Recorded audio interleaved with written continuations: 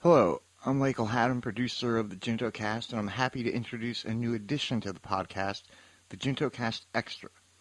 These will be shorter 10 to 20 minute mini episodes released in between our regular monthly episodes. Now, in addition to offering our listeners more content, the JintoCast Extra will allow us to address topics and ideas that perhaps don't warrant a full 50-minute episode, or expound on a specific aspect of that month's topic.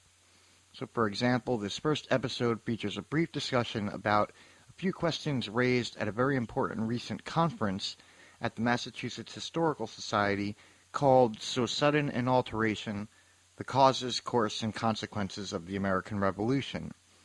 During the discussion, you'll hear us refer to two controversial keynote talks by Woody Holton and Brendan McConville, which you can watch in their entirety by going to bit.ly/MHS Keynotes. As always, you can find our back catalog of episodes with more information at our website, thejintocast.com. And if you would like to help support the JintoCast, which is an independently funded and produced podcast, you can share our Facebook page and posts and retweet us on Twitter. Our handle is @JintoCast. Finally, you can also help us greatly by filling out the listener survey on our webpage. You can find the link in the menu bar at the top at www.thejintocast.com. And with that, I give you the first episode of the JintoCast Extra. All right, here we go.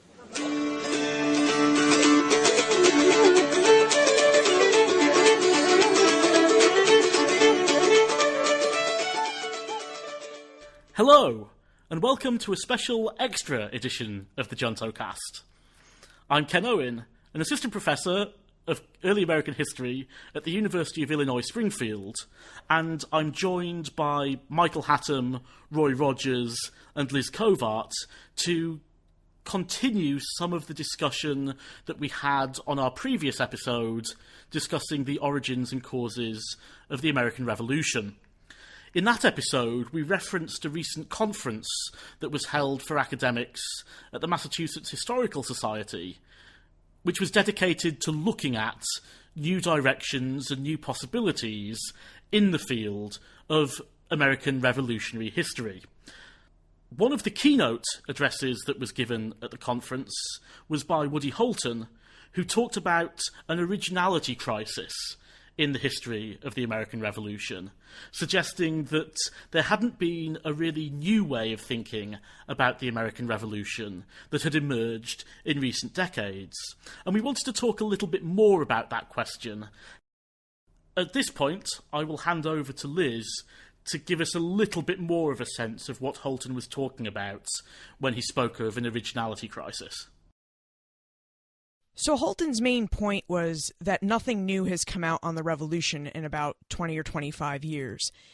I believe he made the point of you could take any recent book or article about the revolution, make a quiz about it, and his point is you don't need to read the book or the article to pass that quiz. He says that we have an originality crisis because all that we're really doing for new work is producing the same old arguments but filling it with more jargon and more theory and calling that new ideas. So Holton offers 3 ideas for new topics. The first one is that he believes that there is room for the study of the influence of ordinary people on extraordinary events. His second idea is that there is room for micro comparisons. And his last idea is that we should have more statistical studies about the era. So can I just ask for clarification, what does he mean when he's talking about micro-comparisons? Right. Well, his primary example of micro-comparison was that he, if I recall correctly, he showed 2 editions of a Phyllis Wheatley poem, right? One that was printed in the early 1770s and one that was printed later. The one that's published in the early 1770s is the one for the British audience, and it excises any mention of a verse that was directly referencing the Boston Massacre, and that was excised. And in a later edition, that is for an American audience, that verse is left intact. And that is, I guess it's supposed to tell us something. I don't know what it tells us necessarily about the American Revolution, and I think that was a problem with Holton sort of suggestions was that none of them really seemed aimed at saying something new about the American Revolution itself. It might tell us something about an individual poet's work in the Revolution, or it might tell us something about some kind of certain aspect. He made actually a very good analogy about a very good suggestion about. He asked the audience if they had thought that the situation of women in early America had been, if the revolution had been a net positive or a net negative in the short term for women after the revolution. And there was some split in people's opinions, and he suggested that you could compare the situation in Nova Scotia in terms of women in the decades after the revolution with the situation in New England, and then you could make a comparison. That's an excellent suggestion, but again, that to me, that's in terms of consequences, and so I didn't see anything really that he was suggesting that would tell us anything about really about broader questions such as the origins or the causes of the revolution. I can certainly see some opportunities within the outlines that are given, though. I think, as you point out, if it's maybe not micro comparisons, but certainly a return to some sort of comparative history, that could be very productive, because one of the trends that we've seen in recent years has been to either have very directed local studies or studies that try and tell a broader national story, and maybe some sort of setup by which different localities were compared simultaneously or were compared in parallel would certainly allow some more reflection and may well identify the new questions that historians have been in search of. And I think statistically speaking as well, there are obviously questions about how fast sources are going to be made digitally available, but I think that there will be opportunities in using digital databases and wider access to primary sources to be able to interrogate them. I don't think those studies will necessarily provide answers, but they will definitely allow us to identify the starting points to some of the new interpretations that might emerge. So do we think that there is an originality crisis in revolution studies? I would argue that with most of these things, it all depends on where you're sitting, right? I mean, someone like Woody Holton, there is in some ways an originality crisis to people who follow through Woody, the neo-progressive perspective that Holton sort of made famous with founding Forced Founders, and won awards with his book about Abigail Adams, and won awards with his book on the Constitution. There hasn't been a massive amount of work that has directly followed up on those arguments. There are people, including people on the Junto, that are sort of following up, and maybe in 4 or 5 years we'll see several books that are sort of deeply influenced by that scholarship. But right now, if I was Woody Holton, I would argue that there's a lack of an originality crisis, because my perspective is not as well articulated as, say, a more culturally focused perspective. I just don't see an originality crisis. There were over 24 papers offered, and they were all talking about new ways of looking at things. And I also think we need to bear in mind that the history we write about is just as much about the present as it is about the past. I mean, no matter how impartial we try to be, or how much we try to study the past, as the past, our time and our worldview colors our interpretations. So I think our generation has something totally new to say because we grew up in a different time period. I'm just not sure what the organising questions of the field are at the moment, in a way that I think that if you could look back to the Republican synthesis or the neo-progressive challenge to the Republican synthesis, there were very clear organising lines and organising questions around which those studies were focused. And today, I think there's an awful lot of work that's being done on the time period. But as we discussed in the podcast episode, and as Michael and I have written about on the blog, it seems to me that those are questions more about revolutionary America, looking at the way that much broader historical processes changed within the 50 or 60 years of the American Revolutionary period, rather than looking at the American Revolution and trying to find new organising questions there. Is that an originality crisis? I don't know. I think there's a lot of opportunities to try and synthesise the way that works on those other topics have been developed, and any new work will have to take account for a lot of those trends. But at the same time, I think there is a danger that the field has been breaking apart in a lot of its areas. It's been fragmenting in a lot of its areas of studies, and that's meaning that there isn't that overarching set of questions that I think tends to make fields more vibrant and more focused in terms of the history that they produce. Right. I mean, I don't think there's necessarily an originality crisis so much as an origins crisis. And there's been a lot of work that's been done that touches on the revolution. Liz has talked about this, and Ken too, this sort of dichotomy between work on the American Revolution and on revolutionary America. But there's been a lot of original work done in the last 30 years on the consequences of the revolution. There's been fantastic work done on that. And I think, we think very differently about the consequences of the revolution now than we did even 20 years ago, and certainly 30 or 40 years ago. But that has not been the case for questions of causes and questions of origins. And so I think there's this one-sidedness to the field at the moment that makes it feel, at least to someone who cares about the questions of causes and origins, quite out of balance.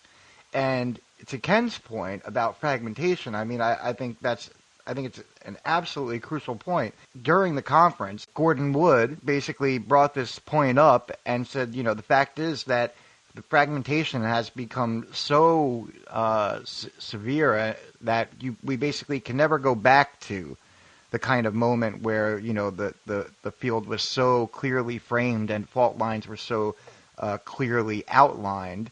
And so that contributes to, I think, this sense of there being a lack of center. So I'm not sure that there's an originality crisis per se, but I do think that the study of the revolution in the last few decades has been very one-sided in favor of consequences. And I agree totally with Liz. I think that there is a lot to be said still about the origins and causes of the revolution, specifically because it has not been worked on in so long.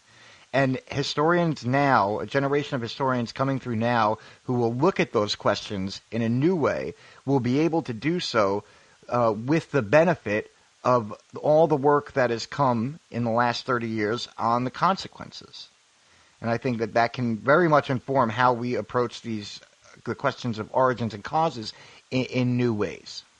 And I don't know about you, but I, for one, am very excited about what the future holds for the study of the revolution. Yes, I think insofar as it might seem like we are concerned about some of the directions, it's because we care and we think that these debates are really worth having, and that there is something that is not too far away from us that we can really get at pretty quickly if we start thinking carefully about what sort of questions we want to have answered and how the field wants to frame the discussions that it's having. To finish this extra episode of the JuntoCast, given that we've been talking about potential new directions and we've been talking about the opportunities that lie ahead for the field, maybe if I can just go round everyone and get your opinions on the direction that you find most interesting or most exciting about the field of American revolutionary history. I mean, obviously, I would like to see a lot. I would like to see historians recommit themselves to the questions of origins and causes. I think at the Massachusetts Historical Society conference, I didn't really see too much of that, which I was a bit disappointed. But what I did see that I thought was very exciting was the emergence of a sort of a commitment to an institutional approach to political history. And I think this is something, Ken, that you and I have both written about on the blog and called for, basically, over the last few years. And I think we really began to see that pay some dividends in a panel on the federal government in the early republic. And this is, certainly has to do with consequences. But the Junto's own Michael Blakeman had an interesting paper on the interrelationship between land speculators and the individual states. Ben Irvin had a very interesting paper that sort of uncovered these disabled war veterans who were petitioning the state for pensions. And Gautam Rao's paper really explicated the relationship between merchants and the customs house. And this is all, the relationship between certain specific groups and states and institutions. And I thought it was very profitable in terms of giving new ways of thinking about the revolution, especially one that's not framed in terms of bottom-up or top-down in this sort of class binary where you have two groups of people that are just inherently antagonistic to one another. And I think instead what we get from that was, a focus really on interrelationships and on the interactions between groups and institutions. I thought it was very encouraging. Roy, what are your thoughts? I think there's sort of two general avenues that I think are most interesting. One is, unsurprisingly, the relationship between religion and the American Revolution. Too often, historians have written about the binary relationship between the revolution. Either the revolution has an impact on religion, or religion has an impact on the revolution, namely, aka, how much did Christianity influence the cause, particularly the ideological cause of the American Revolution? And there's been a lot of ink spilled on this question, and I am a firm believer that aspect of the debate is largely played out. The schools are largely established. Either people agree with a certain perspective or disagree with a certain perspective, but there's still a whole variety of different ways of approaching this question, of complicating not only this sort of traditional, purely ideological look at what religion meant for the revolution, but to look at how specific religious communities really dug into and responded to the revolution, and the ways in which religious sites were or weren't the site of revolution. And from another perspective would be the gendered experience of the revolution. I think, and when I say this, I mean this, more and more work needs to be done on the ways in which masculinity and femininity were reshaped, not just after the revolution, but during the revolution. So much work has focused on, how the revolution changed what it meant to be a man, how the revolution changed what it meant to be a woman. But I think that there's a lot of really interesting work to be done about how both changes in the origins period that we've talked about and during the war itself is constantly reshaping these two central questions that will have important repercussions in the later period. And Liz, what new directions do you find most interesting? I'm a cultural historian, so I'm fascinated by the cultural influences in the revolution and how those play out in the war itself. I'm also particularly interested in, and this is a recent development, in looking at aspects of the revolution on their own terms. Specifically, I just finished an article, and this will be my second book project. I am fascinated by the Articles of Confederation and looking at them as a product of the revolution and not as a stepping stone for the Constitution. Yeah, I agree. I think there's a absence of work that takes the 1780s seriously enough, and I really look forward to seeing new work on the Articles of Confederation that will help change that, because I think that will really enhance our study of the Revolution. For my part, I'm going to highlight two interesting directions. Michael's already foreshadowed what I'm going to say about the role of local institutions and sort of what I would call extra-governmental institutions, bodies that are political but not directly or official parts of the government. I think that they filter the relationship and give us a really good understanding into what people think democracy and popular sovereignty actually mean in this period. And I think there's a lot of opportunities for work that examines that relationship between how relations between the people and the government are mediated, not just after the revolution, where a lot of this work is centred, but also leading up to the revolution, leading up to independence itself. The other one that I'd highlight, and I think this is something that might be a necessary step to get us back into some of those questions of origins and causes that Michael has highlighted, is to think more seriously about Britain as well. Last year, Andrew O'Shaughnessy's book on the men who lost America was calling for people to take the British leadership during the War of Independence much more seriously. And I think that a lot of that work might well allow people to explore the ideological and constitutional changes in understanding that took place that we talked about in the main episode. I think that by maybe looking overseas, identifying changes that were taking place in Britain, and then bringing that understanding back to what's going on in the 1760s and 1770s has a lot of opportunity for historians of the revolution as well. So that brings us to the end of this special extra edition of the Juntocast. As ever, we will post links to some of the books and posts and talks that we mentioned in today's episode on our website, so you should go to thejuntocast.com to find out those links for further reading. I'd like to thank Michael, Roy and Liz for their fascinating discussion, and we hope you'll join us for the next episode.